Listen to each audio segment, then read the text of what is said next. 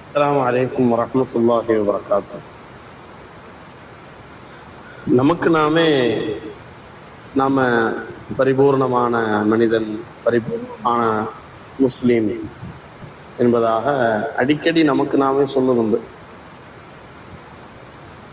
ஆனா இஸ்லாத்தினுடைய பார்வையில யார் பரிபூர்ணமான முஃமின், யார் பூரணமான முஸ்லீம்? நபி ஸல்லல்லாஹு அலைஹி வஸல்லம் அவங்க சொன்ன ஹதீஸ அனஸ் இப்னு மாலிக் ரலியல்லாஹு அன்ஹு அவங்க அறிவிக்கிறாங்க. லா யுமினு அஹதுக்கும் ஹத்தா யுஹிப்ப லி அஹீஹி மா யுஹிப்பு லி நஃப்ஸி. உங்கள யாரும் உண்மையான முஃமினாக ஆக முடியாது எதுவரைக்கும் தனக்கு பிரியமானதை தன்னுடைய சகோதரனுக்கு பிரியப்படுற வரைக்கும் என்பதாக நபி அவர்கள் சொன்னார்.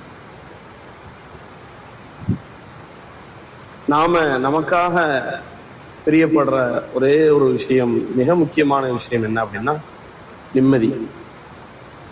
நாம நிம்மதியாக வாழணும், நம்மளுடைய குடும்பம் நிம்மதியாக இருக்கணும், நம்மளுடைய உறவினர்கள் நிம்மதியாக இருக்கணும் என்பதாக நாம யோசிப்பதுண்டு.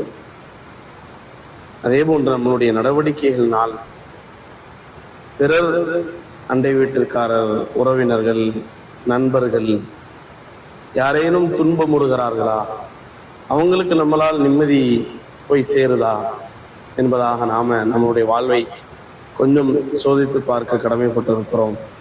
வல்லோன் அல்லாஹ் நம்மளுடைய